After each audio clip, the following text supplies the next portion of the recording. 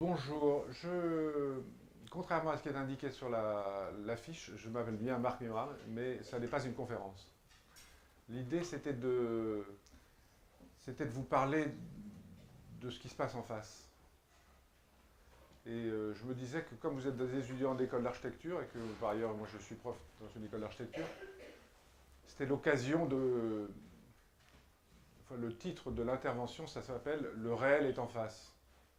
Donc voilà, ça se passe là. Donc, en tant que prof, moi je m'occupe d'un master.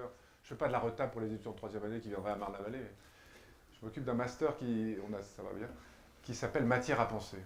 Et donc mon hypothèse, c'est que la construction, la matérialité, pas la réalisation matérielle des choses, mais la matérialité est une manière de penser le projet, et c'est une manière c'est un champ conceptuel et c'est pas un champ d'exécution. Toutefois, il se passe des choses en face. Et je me disais qu'on pourrait avoir, comme il y en a eu à certaines grandes écoles, une conversation entre vous, totalement, totalement normale entre vous et moi sur ce qui se passe en face. Je pensais en faire deux, puisque vous êtes nombreux. Je pense. Si vous aviez été cinq, j'en aurais fait qu'une, mais là vous êtes nombreux, donc vous pouvez peut-être venir une deuxième fois, ou d'autres. En faire une aujourd'hui sur le gros œuvre, et la conception de la structure qui est attachée à ça. Donc c'est très factuel ce dont on va parler. Je peux vous faire un grand discours conceptuel sur tout ça, mais ce n'est pas l'objet.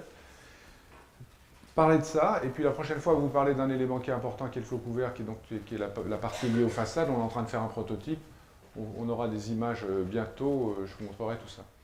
Donc moi, j'aurais aimé que, contrairement à l'officiel présentateur et l'officiel étudiant, il y ait un échange constructif sur la question qui se pose là. Si on doit parler de toute autre chose que ce qui se passe là, c'est pas très grave. Si vous voulez, je pensais que c'était plutôt une relation de question-réponse, quoi. Alors, je vais revenir sur l'école, mais voilà, je voulais juste vous dire comment est-ce qu'on fait une murette guide. Ceux qui n'ont pas envie de savoir ce que c'est qu'une murette guide peuvent déjà sortir. Vous voyez ce que c'est une murette guide? C'est ce qui permet à la benne preneuse de la paroi moulée d'être guidée pour faire le trou. C'est totalement inintéressant, non? Alors, vous avez le droit d'intervenir à tout moment. Vous avez le droit de poser les questions que vous voulez. Mais ça serait bien qu'on établisse que vous pensiez avec moi que la question matérielle appartient, au champ conceptuel de l'architecture,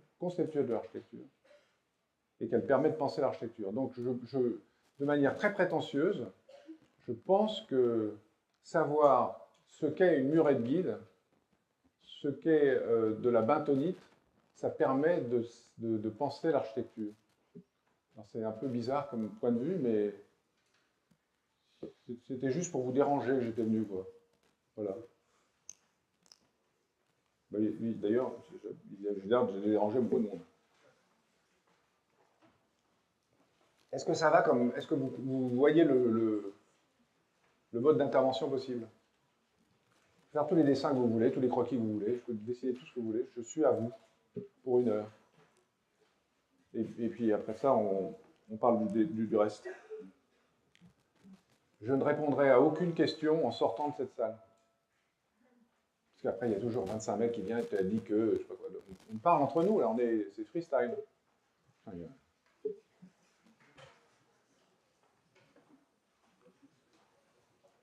C'est très étonnant parce que quand on se promène dans cette école, j'ai l'impression qu'il n'y avait personne. Je ne sais pas que vous avez ramené, vous avez un groupe de clap. Hein? Vous êtes caché. Revenons, vous ne voulez pas vous asseoir? Ah non, je suis très ennuyé, je voulais faire juste une conversation entre copains dans un café, quoi, vous voyez. Donc, revenons un instant sur le... Donc, je vais vous parler de deux choses. Je vais vous parler de l'infrastructure, ce dont on ne parle jamais, et de la superstructure pour la conception de ce qu'on appelle les boîtes, là, les éléments superposés. On est là, rue Molle. Je vais vous parler que des problèmes. J'ai enlevé mes bottes. Je vais vous parler des problèmes de chantier. Il y a un problème d'accès ici sur la rue Molle qu'on est en train de régler ce matin, qui est de passer de 3 mètres à 4 mètres, parce que Je voulais juste vous raconter toutes sortes de conneries comme ça, hein. Mais ce n'était pas l'objet, ouais, c'est pour vous dire. Vous voyez là, si vous avez une voie de 3 mètres de large et que vous laissez 4 mètres, vous laissez une voie pompier. Si vous élargissez la voie d'accès du camion, la grue qui est en haut, là, la grue qui porte, elle a le droit à 165 tonnes-mètres. C'est la charge qu'elle peut porter au maximum au bord de la grue. Si vous déplacez la voie d'accès d'1 mètre, vous déplacez l'axe d'arrivée des camions de 4 mètres, qui sont soit d'un côté du mur, soit de l'autre côté du mur. Si vous dépassez de 4 mètres, le bras de levier de la grue est plus faible. D'accord? Les panneaux de chantier, les panneaux de la charpente ici, si le bras de la grue est plus faible, les panneaux de la charge portante de la grue est plus faible, donc les panneaux qui vont être là vont être découpés en 2 fois plus d'éléments. S'ils sont découpés en 2 fois plus d'éléments, ça veut dire que tous les joints entre les panneaux vont être différents. Ils vont devoir être réalisés sur place. Ça veut dire qu'on a deux influences. Il y a 2 influences immédiates, c'est 2 fois plus long. Et il y a 2 fois plus de joints. C'est de l'architecture ou c'est pas l'architecture, ça?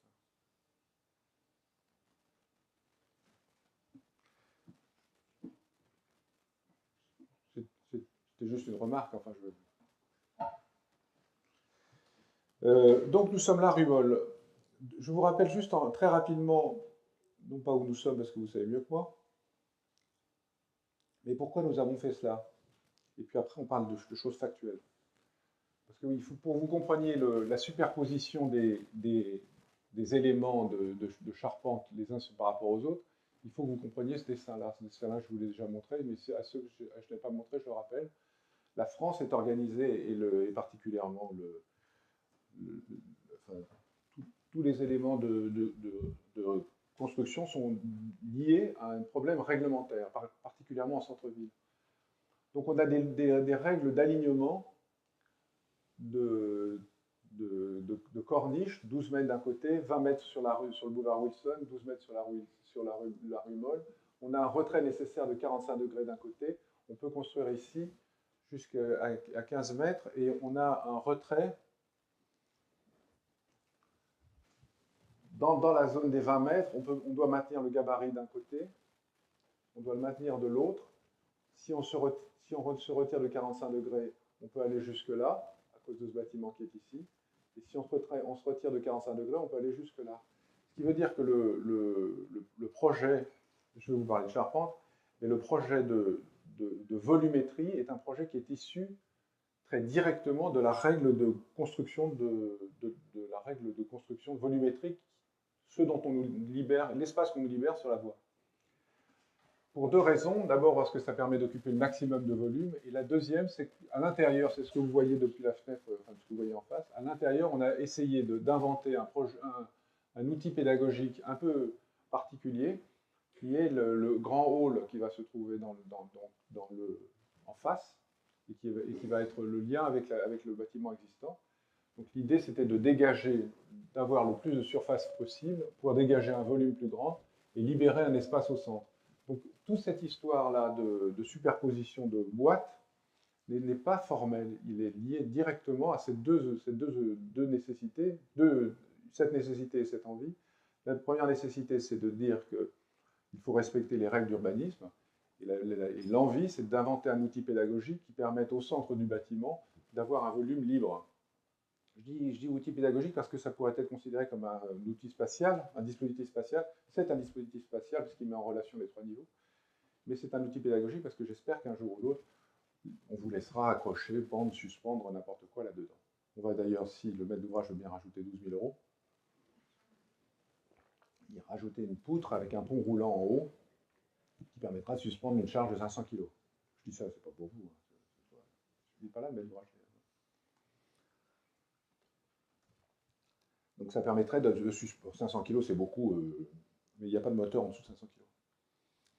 Donc l'alignement à partir du bâtiment existant, les 3 éléments, le retrait de 45 degrés, le retrait de 45 degrés ici, l'alignement des 20 mètres.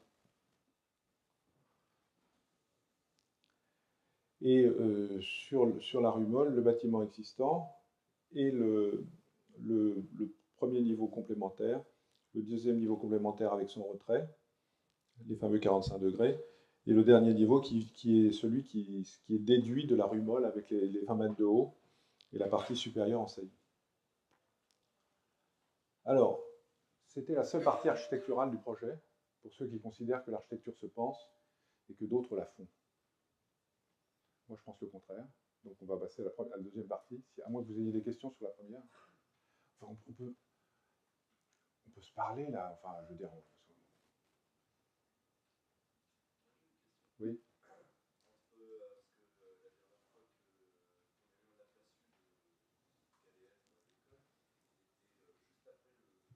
Hmm.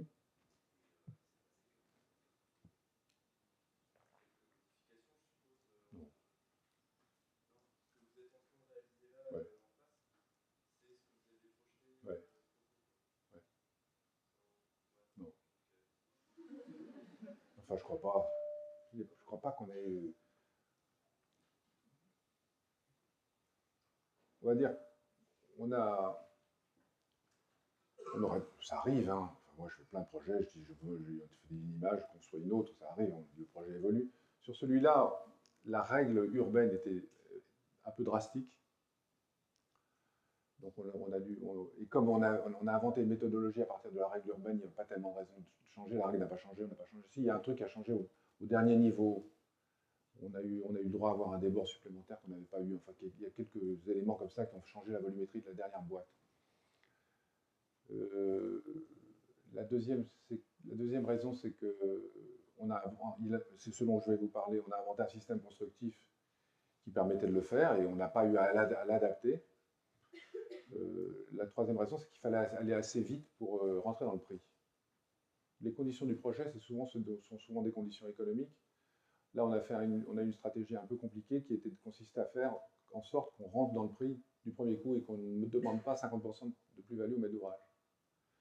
Pour une raison qui n'est pas, c'est pas du tout morale. J'ai beaucoup de projets où je demande 50%, même voire davantage. Mais c'est parce que je pense que si on ne rentrait pas dans le prix en décembre l'année dernière, on ne rentrait plus dans le budget. Si on ne rentrait plus dans le budget, on ne construisait pas l'école. Donc on a été très cheap sur tout ce qui était prestations, etc., de manière à être très rigoureux sur les éléments volumétriques qui constituent le projet d'un point de vue économique. Donc je ferai le jeu, je répondrai à votre question la prochaine fois, je ferai le jeu de la comparaison d'avant-après. Je n'ai pas le sentiment qu'on ait changé grand-chose. Oui. Oui, oui, oui. C'est assez étonnant ce qui se passe en face, là. Fin, fin décembre, le gros œuvre est terminé. Enfin, pas fin décembre, l'essentiel du gros œuvre est terminé. Il restera des niveaux 5 et 6. On a fait l'essentiel là du gros œuvre. Fin mars, normalement, la Charente est terminée. Ça, là, on aura du retard, là, je pense. Et ça veut dire que c'est un chantier qui demande beaucoup de préparation et qui va très très vite, quoi. Ne répétez pas, parce qu'ils sont dans le coin, l'entrepreneur est dans le coin, mais j'ai aucune confiance sur le fait qu'ils finissent en mars. Mais normalement, c'est ce qui est sur le planning, quoi.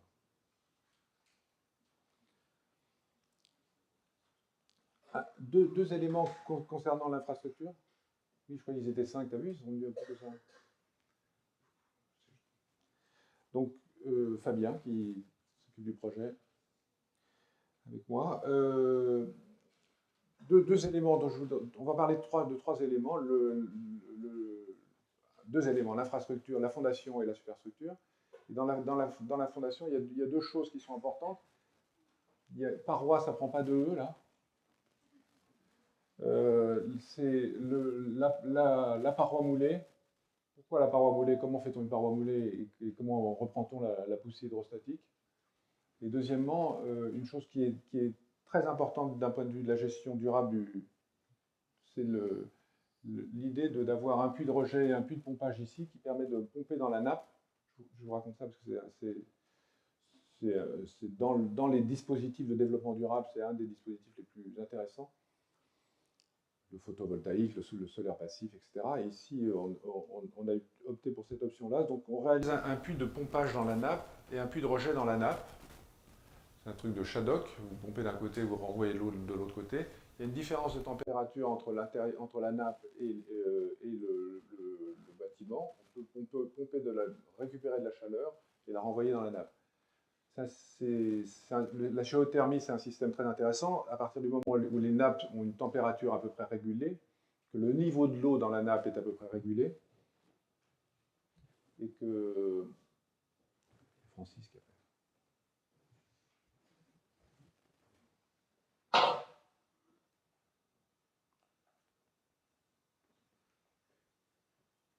On avait dit qu'on ne faisait pas une conférence, mais une conversation.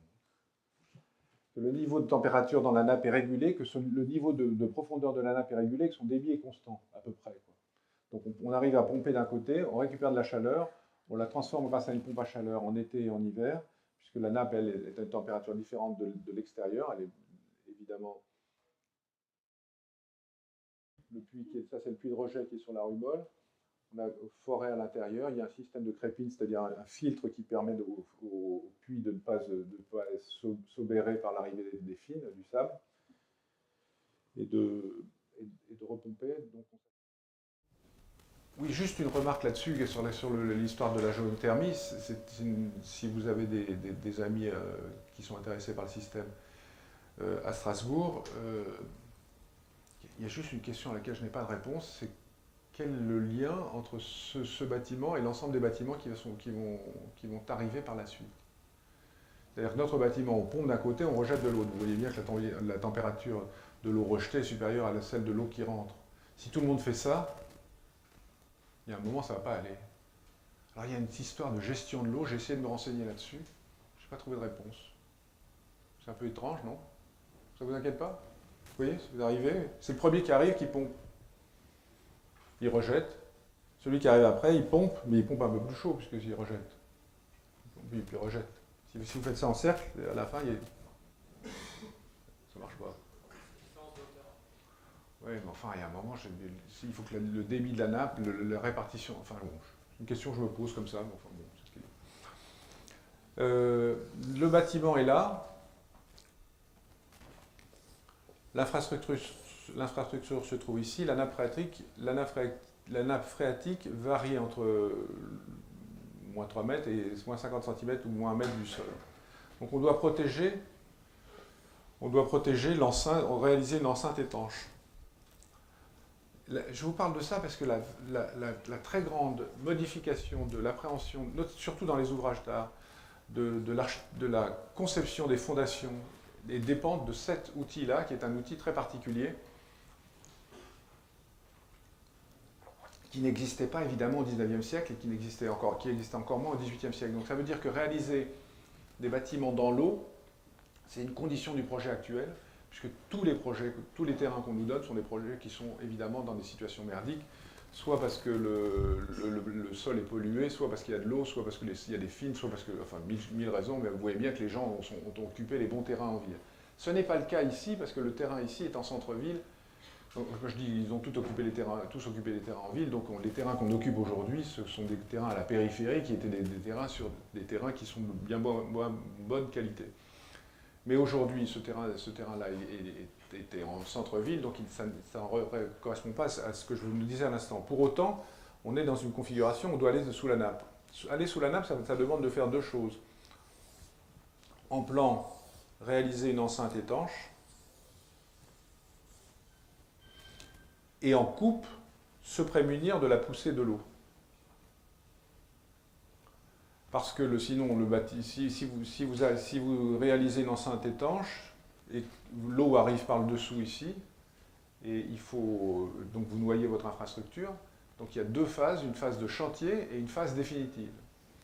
La première chose, c'est réaliser l'enceinte étanche. Donc pour réaliser l'enceinte étanche, voilà mon ami de tout à l'heure dont je vous parlais, voilà la murette guide.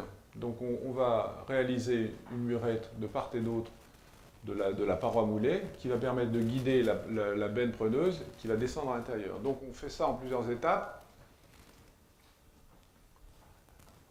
Vous devez vous dire, mais pourquoi un architecte aussi mondain que lui vous parle de choses aussi triviales que cela? Parce que c'est de l'architecture. Parce que c'est intéressant. Alors si vous pensez que c'est trivial, fermez les oreilles. On installe deux murettes guides ici. On creuse à l'intérieur. On injecte ce qu'on appelle de la bentonite, qui est un coulis qui permet de reprendre la poussée des terres, parce que si vous faites un trou là-dedans, évidemment, tout s'éboule.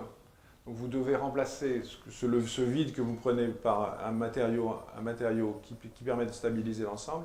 Ce matériau doit être assez rigide pour tenir la poussée des sols, latéralement, et il doit être assez mou pour permettre de guider, de mettre à l'intérieur des armatures. Donc on est dans une situation, c'est une invention géniale, quoi, non? C'est pas de l'eau, c'est pas du béton, parce que si c'était du béton, on ne mettrait pas les armatures après. C'est un matériau mou, souple, assez souple, pour vous permettre de guider, de mettre des armatures à l'intérieur et de reprendre la poussée des serres. Ça a été inventé, je ne sais pas très bien quand, mais c'est assez récent, quoi, c'est le début du XXe siècle. Avant cela, les seuls moyens qu'on avait de protection des parois étanches, c'était des protections mécaniques, c'est-à-dire mettre des pales planches, des éléments en bois, sinon il fallait aussi creuser beaucoup plus large. L'intérêt de tout ça, c'est de creuser au bord, surtout, d'être dans la limite. Donc, vous injectez cette boue bentonitique à l'intérieur, vous réalisez cette murette, vous glissez ensuite les cages d'armature dans l'ensemble, vous pompez la bentonite que vous récupérez pendant que vous injectez du béton. La bentonite est récupérée, elle est retraitée puisqu'elle a été un peu salie par le sable qui est autour de tout ça. Elle est retraitée et réutilisée pour la phase suivante. On travaille toujours en phase alternée, c'est-à-dire d'un côté une barrette d'un côté, une barrette de l'autre, et puis ensuite entre les deux, une barrette d'un côté, une barrette de l'autre, et ensuite entre les deux. C'est bien, non? C'est là. Enfin, c'était là. Vous l'avez raté, cette étape. Est-ce que quelqu'un a une question là-dessus?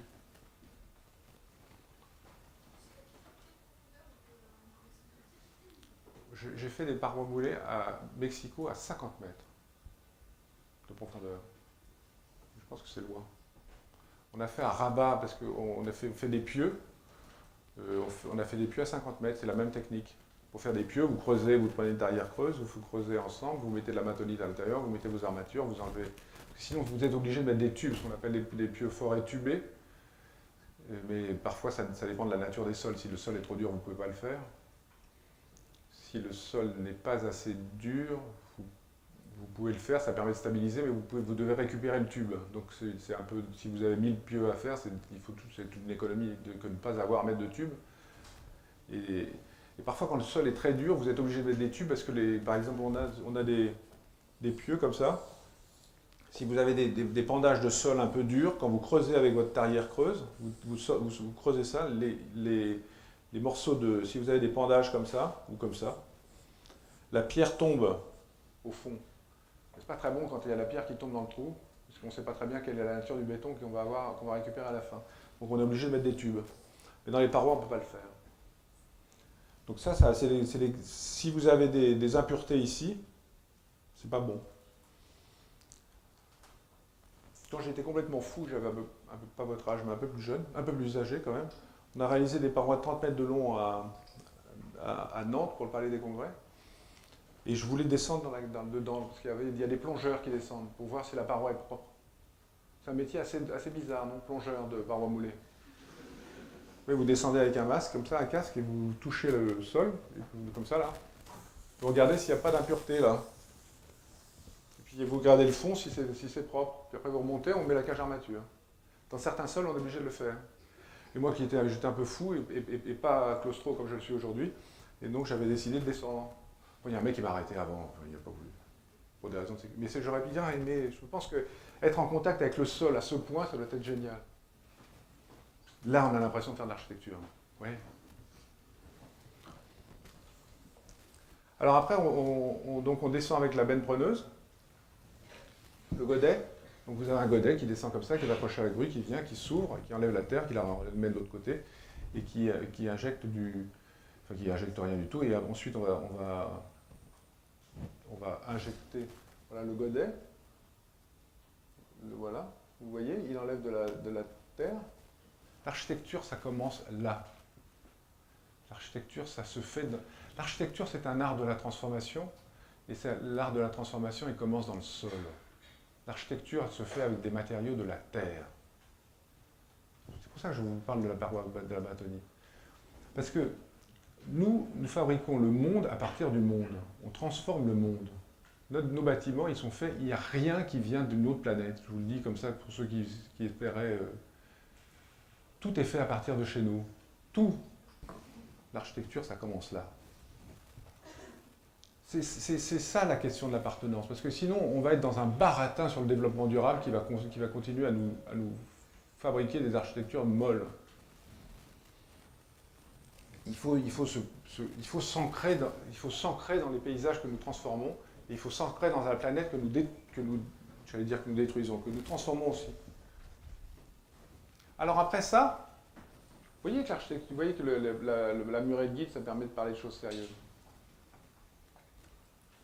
Après ça, on met les cages d'armature. Une fois qu'on a mis la boue, on injecte. On récupère la boue en même temps qu'on injecte. Là, il y a les bandes d'arrêt qui permettent d'aller d'une benne preneuse à la suivante. La benne est descendue, on injecte du béton. Puisqu'il faut limiter les champs d'intervention.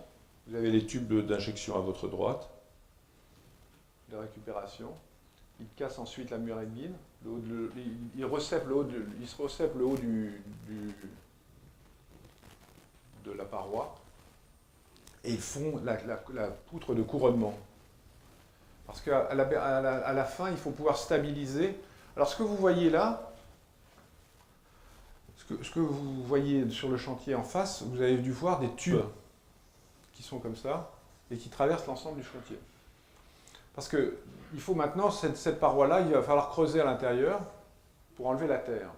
Donc il y a deux problèmes. Le problème de l'eau qui arrive par-dessous et le problème de la poussée des terres. C'est-à-dire quand vous enlevez cette partie-là, là vous avez une poussée qui est non seulement une poussée hydrostatique qui est liée à la poussée de l'eau, mais vous avez la poussée de la terre. Donc tout cela, ça a tendance à se refermer comme ceci. Donc il faut le butonner. Donc en phase provisoire, on met des butons, qui sont des butons métalliques qui viennent de part et d'autre de la fouille, qu'ils vont découper une fois que le plancher, donc maintenant le plancher en haut est ici réalisé. Tout ce dont je vous parle là, c'est pour la phase provisoire. C'est-à-dire qu'en phase provisoire, il va falloir ouvrir après ça, on a un plancher qui est là, on est en train de réaliser, là, ils sont en train de le finir, ils l'ont fini depuis hier. Une fois que c'est butonné par le plancher, et puis après, là, vous pouvez monter la superstructure, et surtout, vous pouvez enlever le butonnage provisoire. Donc on va enlever les butons métalliques qui se trouvent là. La deuxième chose, c'est ce qui se passe en infrastructure. Alors, l'eau monte, et elle va remplir la fouille jusque là. Donc on doit, avant même d'avoir fait le trou, réaliser quelque chose qui empêche l'eau de monter. Pour ce faire, il faut qu'on puisse pomper, rabattre la nappe, descendre le niveau de la nappe qui est là, mais en même temps empêcher à l'eau de passer par-dessous ce qu'on appelle les effets de renard, et pomper l'eau qui se trouve ici. Pour ce faire, on descend un peu le niveau là, on met des tubes d'injection ici, et on fait ce qu'on appelle un bouchon étanche. On fait un bouchon étanche, ce bouchon doit permettre d'empêcher l'eau de remonter à l'intérieur de la fouille, pendant quand vous allez enlever la terre qui se trouve dedans. D'accord? Et pour ce faire, il y a deux manières de le faire. Soit d'injecter un radier plein. Il va falloir, alors en phase définitive, il va bien falloir reprendre la poussée la poussée d'Archimède. Parce qu'on descend de 3 mètres, on a 3 tonnes par mètre carré qui poussent en dessous. 3 tonnes par mètre carré, c'est beaucoup. Hein. Je vous rappelle que ce plancher-là, il prend 500 kg par mètre carré. Parce qu'il y a du monde dans la salle. Donc quand il y a 3 tonnes par mètre carré, c'est comme si vous aviez, je sais pas, 5, 6, 7 étages de bâtiments qui poussaient dans le sens inverse. Donc il faut injecter.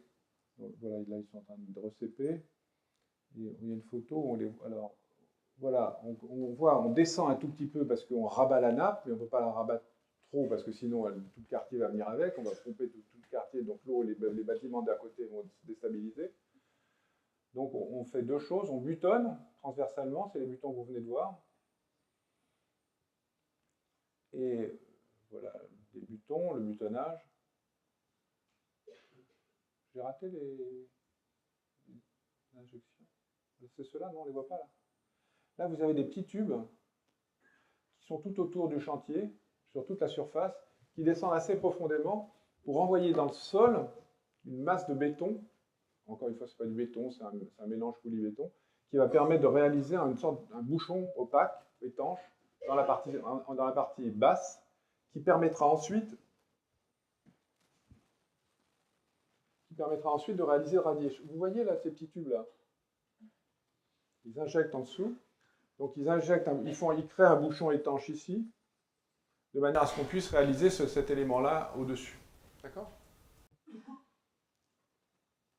Et une fois que ces éléments-là reprennent la sous-pression, on peut réaliser le radier ces éléments-là réalisent le bouchon, on peut réaliser le radier qui reprend la sous-pression. Et en ce moment-là, on peut réaliser le plancher, butonner, et construire la partie de l'infrastructure. Alors, c'est juste un aparté là-dedans. Vous allez voir la mise en place de tout ce qui est vertical dans le projet, ce qui est en train de se faire ici. C'est pour ça que on réalise un niveau de plancher par semaine. Tout se fait à partir de ce qu'on appelle les prémurs. Donc, au lieu de mettre des coffrages de part et d'autre, de mettre des coffrages de part et d'autre, de mettre des aciers entre les deux et de couler l'ensemble, on met deux parois de part et d'autre qui servent de coffrage et en même temps qui servent de mur, qui vont être associés par l'intermédiaire de ces armatures au béton qui est à l'intérieur et aux armatures qui se trouvent dedans. Ça travaille essentiellement en compression. Et donc ça permet d'avoir un élément fini, lisse, calpiné, juxtaposé avec des joints de calpinage, des réservations quand il y a des problèmes de synthèse, et d'avoir un élément totalement fini, brut, qui va être laissé comme ça d'ailleurs. Donc on n'a pas de banche et on n'a pas de coffrage, on a juste un coffrage qui est réalisé naturellement par ces prémurs. Ce qui donne une finition assez bien d'ailleurs. Ce que vous voyez là. C'est comme des prédales mais à la verticale.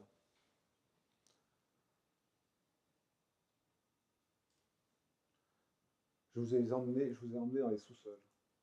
C'est très important, les sous-sols. Yes? Vous avez raison.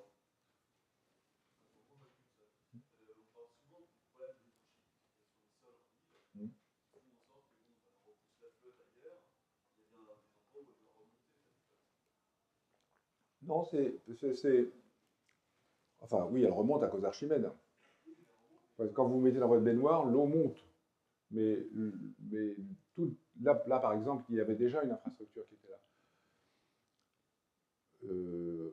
Les écoulements des nappes phréatiques, c'est comme si ce modèle-là, ça serait presque ce que vous dites si on était dans un modèle clos. Quoi. Vous êtes dans votre baignoire, vous rentrez dans la baignoire, l'eau monte. Là, on est dans un système d'écoulement laminaire. C'est de l'eau qui s'écoule. Vous lui mettez quelque chose dedans, l'eau s'écoule ailleurs, à gauche et à droite. Pardon? Elle va en principe, d'ici, elle doit aller au Rhin. Elle va aller au Rhin. Puis après, elle va remonter. Vous pensez que c'est pas moral de construire en infrastructure?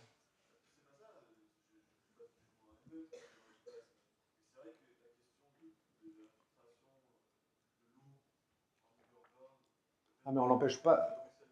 Ah non, non, non. Mais on n'empêche pas de rentrer l'eau. On n'étanche pas l'infrastructure routière. On s'installe à la place d'un bâtiment. Plus vous construisez, plus vous étanchez. Là, vous savez clairement. Mais c'est la propriété des villes. Non. L'eau, je pourrais prendre le problème inverse en vous disant, mais un jour ou l'autre, elle va aller quelque part, cette eau. Oui, vous avez une question?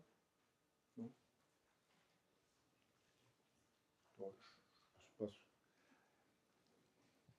Notre métier est un métier de très grande responsabilité. Je vous l'ai dit tout à l'heure, l'architecture est un art de la transformation. Il faut que vous acceptiez cette idée.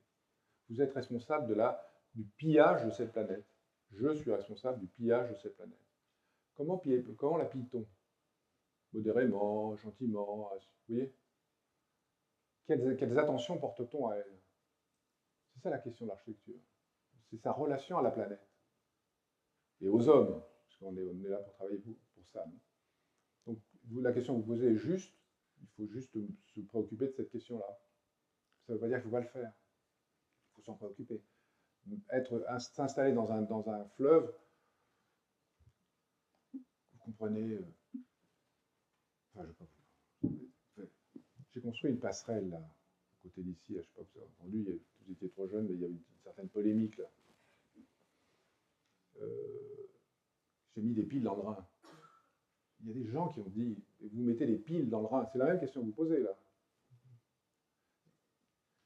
De mettre des piles dans le Rhin, c'est occuper le fleuve. Donc si vous mettez des piles dans le Rhin, le niveau du Rhin monte.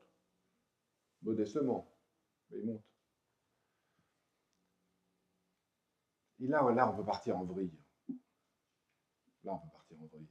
Parce que si on considère c'était pas l'objet de la... Je peux vous trouver les images. Si vous considérez le Rhin comme un élément de nature, vous êtes mort. Le Rhin est une autoroute à bateau.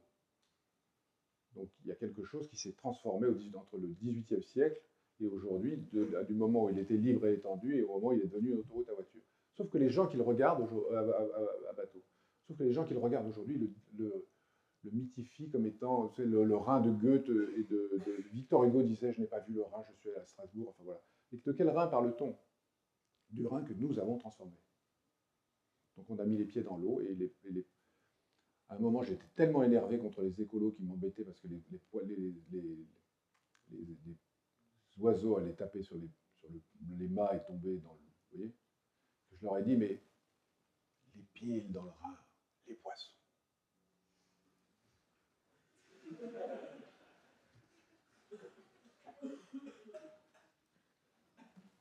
Le maire n'était pas content. C'était pas le maire d'ici, c'était le maire d'en face. Je pensais qu'on se moquait d'eux. Mais... Enfin, je veux dire, voilà, c'est ça la question. Moi, je suis un être conscient et responsable. J'essaie d'être conscient et je suis en tout cas conscient que je suis responsable. Si je tiens ce discours auprès des étudiants d'architecture, c'est pour leur dire à quel point ils sont responsables de ce qui va se passer. Ils ne peuvent pas être dans ce monde-là indifférents à sa transformation. C'est même l'essence même de notre travail. Mais pour autant, ça ne nous empêche absolument pas de le faire. Voilà. Vous voyez, c'est une sorte de schizophrénie avec laquelle il faut travailler en permanence. Je vous prends cette anecdote pour la flotte dont vous parliez. Autre question sur l'infrastructure?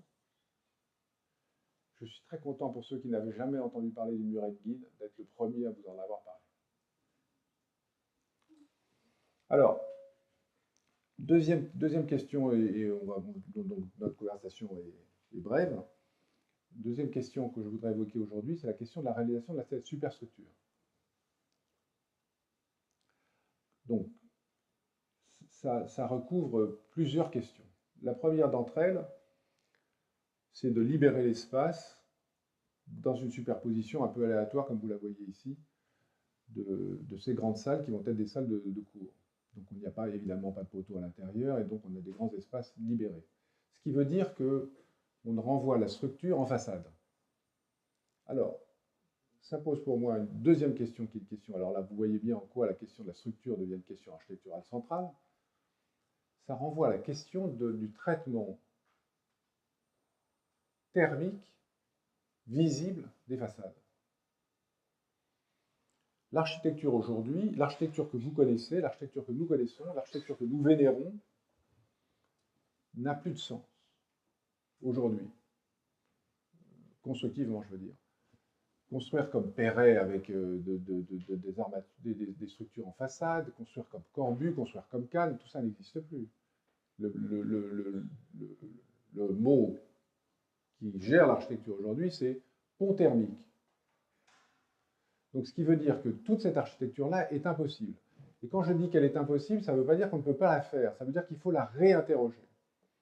Vous ne pouvez pas construire un bâtiment en mettant votre structure en façade, puisque vous avez des ponts thermiques partout. Vous ne pouvez plus lire l'architecture, lier l'architecture à son expression constructive, puisqu'il y a un manteau qui va devoir la protéger. Donc le règne aujourd'hui, dans cette phase transitoire dans laquelle nous sommes, c'est de dire, on construit à l'intérieur, on met une isolation thermique en façade et on recouvre le tout. Ce qui veut dire que Donc c'est le règne du bardage, le règne de l'enduit, et le règne de l'ennui, parce que on est dans une situation où on n'est plus tout ce qui a fondé notre architecture, en tout cas jusqu'à la deuxième moitié du XXe siècle, ça a été le rapport entre Semper et Viollet-le-Duc, entre ce qui était le voile de la façade, le voile percé de la façade, et la structure visible, l'expression structurelle de l'architecture. Tout ceci est à repenser. Vous êtes dans une phase, vous êtes à un moment extrêmement critique de la pensée architecturale, une rupture épistémologique, puisque à un moment donné, aujourd'hui, en ce moment, à cause de la RT 2012, qui va être la grande révolution architecturale du monde, vous voyez d'où se passe l'architecture, toute architecture est revêtue d'un manteau.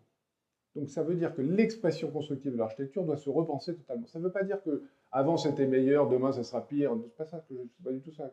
C'est que nous sommes dans un moment crucial où nous devons repenser les termes de la relation du visible à l'invisible, de la protection à l'ouverture.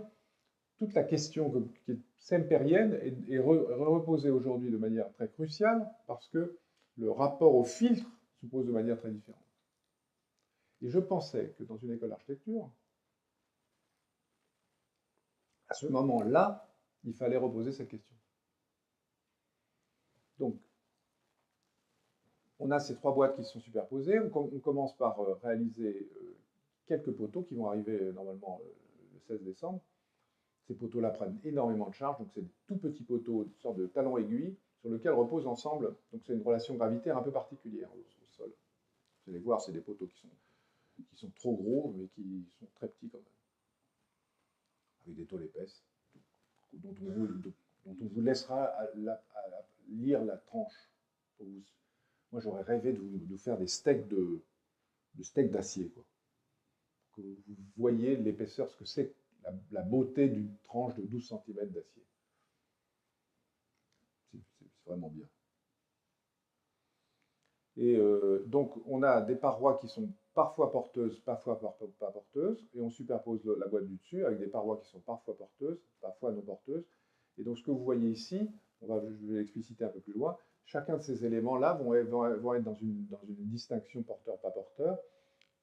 Ils ont deux rôles à jouer, porter les planchers, transmettre les charges et résister au séisme. Vous ne savez peut-être pas, mais vous êtes dans une zone sismique. Ce qui est un peu compliqué pour faire ce projet-là, puisque par essence même, dans les zones sismiques, le centre de gravité doit être le plus proche possible du centre de torsion, ce qui n'est pas le cas de ce bâtiment, puisque les boîtes sont molles, elles se déplacent comme ça, par rapport à un noyau dur, qui est le noyau qui est en train de se construire en béton, vous voyez là-bas. Donc on est dans une forme d'asymétrie qui n'est pas bonne du point de vue sismique, mais qui est bonne du point de vue architectural, parce qu'elle libère l'espace d'un noyau central. La statique, c'est un dialogue avec le projet. Alors, voilà ces trois éléments qui se superposent mal, mais qui renvoient des charges les uns sur les autres. Alors, on essaye d'inventer là un système très particulier qui n'est pas lié au colombage strasbourgeois directement, bien que ça s'y apparente, mais qui est constitué de très grandes poutres, qui sont donc des poutres porteuses en façade, qui sont composées de deux parties. Les percements, les grands percements que vous voyez là. Alors on s'est fixé quelques règles pour cette façade. J'y reviendrai dans la prochaine conversation, si toutefois il y en a une. C'est d'avoir des grandes ouvertures. Il y a deux règles toujours. Avoir toujours une grande ouverture qui permet d'être toujours en contact avec l'extérieur, quelle que soit la protection de la façade. Et deuxièmement, toujours avoir une fenêtre ouvrante dans chacune des salles. Parce que tout ce qu'on nous dit sur le renouvellement d'air et tout ça, les machins, etc., c'est bien, mais pouvoir fumer et jeter sa clope par la fenêtre, c'est pas mal non plus. Enfin, c'est interdit, bien sûr. Mais, enfin, voir dehors, quoi. Enfin, sentir dehors. Donc on a toujours ça partout. Ce qui veut dire que ça, c'est très facile à faire. C'est des grandes poutres en treillis, c'est très facile à faire, parce qu'elles sont très grandes et elles ont des portées relativement modestes 10 mètres, 15 mètres, 20 mètres, tout ça, c'est à l'échelle du rapport de 2 étages qui fait 7 mètres de haut, ça n'est rien du tout. Donc on bénéficie de la très grande inertie des façades. Donc ça, c'est très simple. Mais pour autant, quand on fait des trous dedans, on commence à avoir des problèmes. Parce que ça veut dire que la force qui est là, elle commence à faire le tour comme ça, elle descend ici, elle fait ça, elle redescend, elle remonte, enfin, elle se prolonge. Donc il y a à la fois dedans de la flexion et de la décomposition traction-compression. Donc on est dans un assemblage un peu particulier de deux types de poutres.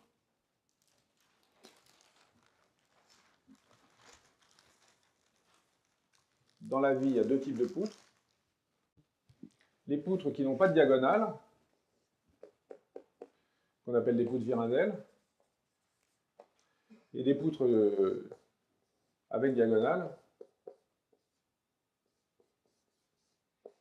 qu'on appelle des treillis, trusses en anglais.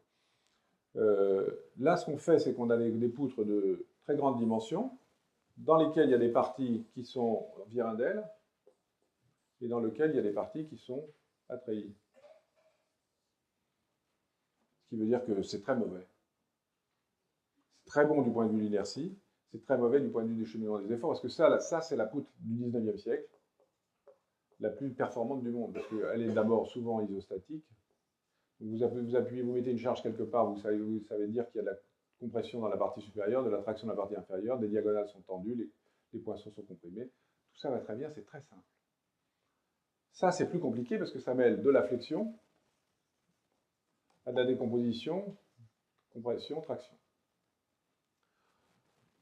Donc ça n'est possible que parce qu'on a des outils de calcul qui permettent de mélanger les deux. Donc nous, au libérer les barres et d'avoir ici des articulations partout, on a évidemment des parties qui sont encastrées pour faire passer de la flexion. Donc ici, quand vous avez une charge ici, le plancher qui est là, cette partie-là est fléchie, et elle renvoie les charges qui vont être envoyées là, puis renvoyées là, puis remontées ici, puis repasser de l'autre côté.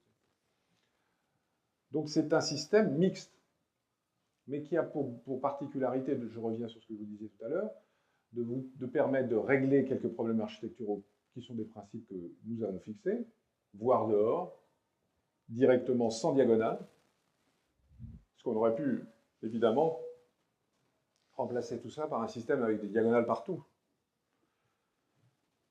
Voire dehors, sans diagonale, avoir des fenêtres ouvrantes et avoir un système de reprise de charge d'assez grande inertie pour pouvoir se limiter aux façades elles-mêmes. Donc ce travail, bon, c'est un travail que l'on mène. Nous, donc on est à la fois architecte et ingénieur, et donc je considère que la question structurelle est une question concomitante, intégrée à la question architecturale de ce point de vue-là. Donc après ça, on a fait un travail de deux natures, d'efficacité de cette structure inefficace. Vous voyez, elle est inefficace au sens où on pourrait dire qu'elle n'est pas optimale, mais c'est ce que je vous disais tout à l'heure, l'optimum, c'est celui qui permet de répondre à d'autres problèmes qu'elle lui-même, c'est-à-dire pas seulement à des problèmes statiques, mais à des problèmes d'une autre nature, qui sont de nature proprement architecturale là, la vue, l'ouverture, etc. Et donc on a décomposé chacun de ces éléments en superposition, en éléments porteurs et éléments non porteurs, enfin moins porteurs, puis ils ont un rôle de rigidité transversale, de manière à canaliser les charges qui sont non seulement dans chacune des structures, mais d'une structure à l'autre. Donc la charge qui est là, il faut la transmettre là, pour l'emmener là. Donc il vaut mieux que cette façade soit porteuse plutôt que celle-ci. Et si cette façade est porteuse et qu'elle renvoie des charges ici, c'est celle-ci qui devient porteuse. Et si celle-ci renvoie des charges ici, c'est celle-ci qui est porteuse, ou l'inverse. Donc vous avez ici des façades qui sont de même apparence, mais qui n'ont pas la même rigidité, la même épaisseur, les mêmes équarrissages, les mêmes structures, qui sont les parois rouges et les parois vertes, et qui permettent de renvoyer des charges d'une boîte à l'autre de manière décalée. Donc on n'est pas simplement dans un décalage formel, mais dans un décalage qui correspond à la fois aux demandes réglementaires de prospects et aux demandes structurelles du modèle. Donc on a fait ce travail-là. On a essayé ensuite d'optimiser les percements que vous voyez là, donc les percements, les grands téléviseurs, là, on appelle ça comme ça, je ne sais pas pourquoi, ces grands écrans là transparents, de les optimiser en fonction de cette répartition de charge. Et donc, et de revenir à cette répartition et ce cheminement des charges tel qu'on l'évoquait précédemment. Mais ce qui veut dire que, et ensuite on a fait une optimisation en différenciant chacun des éléments en fonction d'un certain nombre de types, les plus fins, les plus sollicités, les plus fins, les plus importants, pour vérifier que les charges non seulement étaient compatibles, évidemment, mais qu'il y avait certains éléments dont vous verrez, certains éléments sont en I, d'autres sont en tube, certains éléments ont des épaisseurs variables, etc. J'en finis là et je vous montre l'image suivante, qui sera le sujet de la prochaine fois, puisqu'on parlera de ces façades, mais je vais juste évoquer cela. Cet élément structurel que vous voyez là, c'est donc ce grand treillis alsacien. Oui, je suis un local de l'étape, là. Ce grand treillis de colombage local, un peu transformé parce qu'il est totalement perturbé par des éléments de percement qui pourraient paraître aléatoires, mais qui ne le sont pas, mais qui sont libres. Ils ne sont pas superposés, ils sont libres en fonction des points de vue, etc., et des salles, et qui renvoient les charges sur chacun de ces éléments. Ça pose, donc, on reviendra là-dessus, on commencera par ça la prochaine fois, mais ça renvoie maintenant à cette question-là qu'on évoquera la prochaine fois, qui est la question du rapport entre la structure et la peau. Puisque maintenant on est dans un système où volontairement, je veux que nous voyions la structure, mais que cette structure soit protégée dans un système de filtres qui permettent évidemment de régler les problèmes thermiques. Donc on n'a pas, contrairement à ce que même par rapport à la question que vous posiez, est-ce que ça a évolué je ne me souviens plus où était le plan de la structure au moment du concours, mais ça n'était pas la question. Mais là, on a évité tous les systèmes de pont thermique, et pour autant, dans cette phase intermédiaire, avant qu'un génie de l'architecture nous permette d'exprimer ce qu'est la relation structure-façade, et que ce dialogue va s'installer maintenant entre la protection, l'étanchéité, l'isolation thermique des bâtiments, je ne veux pas que l'on perde ce dialogue-là entre la structure et l'architecture au profit, ou au dépens, au profit d'une question thermique qui obérerait tout le travail qui a été fait sur la libération de l'espace, la lecture, la hiérarchisation des espaces, la hiérarchisation des structures, etc. Donc je propose ici, ce que je propose ici, c'est une manière de regarder à nouveau cette question-là, de manière, je dis transitoire, parce que j'imagine qu'il y aura d'autres manières de le regarder dans l'architecture à partir de maintenant. Ce qui est très intéressant, c'est que c'est maintenant. La question que je pose, c'est une question d'aujourd'hui, c'est-à-dire que cette question-là, comment dessiner une structure, comment faire cheminer des charges, comment établir la relation entre du lisible et de l'invisible, de la transparence de la façade sur l'extérieur et de l'opacité. On a bien sûr libéré les façades, on a mis des filtres, etc., on en reparlera. Mais cette question-là, comment s'installe-t-elle dans le dialogue, pour être chic, entre Viollet-le-Duc et Semper? Voilà.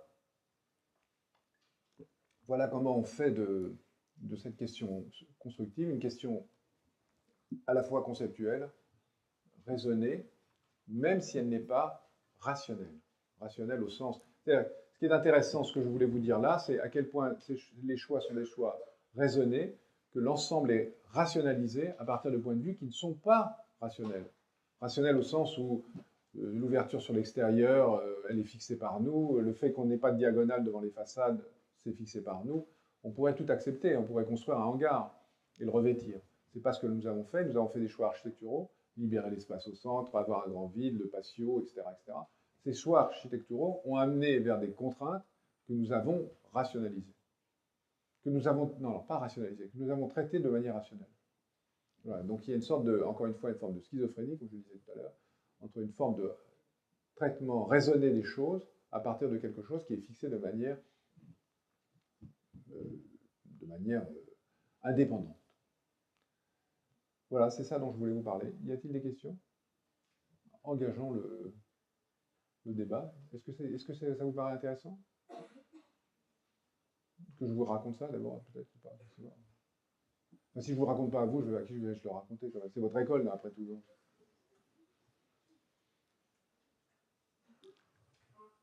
Yes.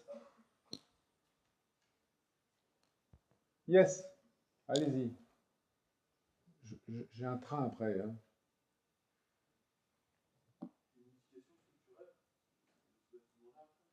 Pardon? Celui-ci? Celui-ci est très peu traité. Il reste d'un point de vue structurel, il est très peu traité. Il reste enfin, on réinstalle une relation au toit qui est très différente, mais il est traité architecturalement, mais structurellement, on ne recasse rien à l'intérieur, quasiment rien. À part ici, oui, effectivement. Où on ouvre la verrière. Oui, mademoiselle, je vous remercie d'être la première à poser une question. Pardon?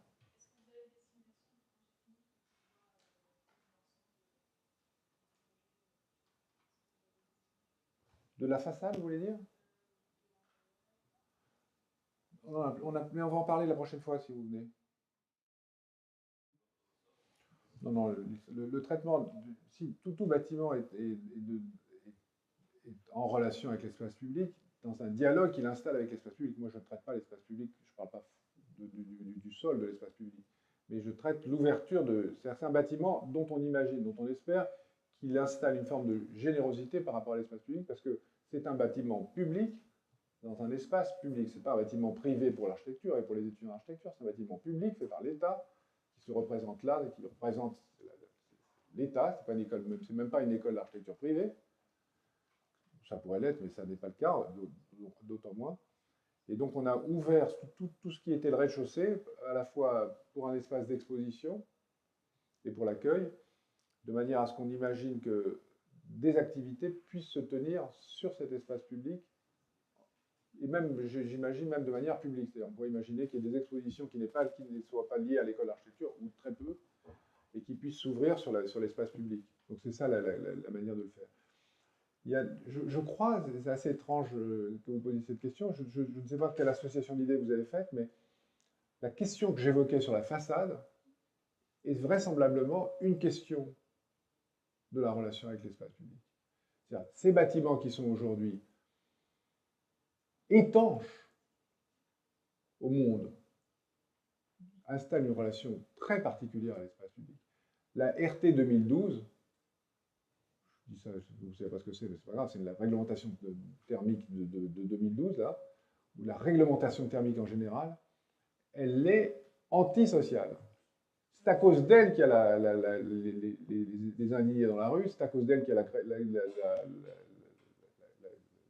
la crise en Grèce, tout ça c'est lié à la RT 2012. C'est une réglementation associable, parce qu'elle nous étanche la relation au monde. Donc dans cette relation au développement durable, on ne doit pas être étanche, on doit être généreux. Donc on doit trouver les moyens d'une perméabilité par rapport au monde.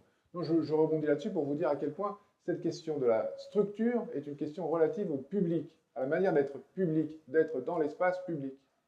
Je ne sais pas pourquoi je m'énerve là, mais vous voyez.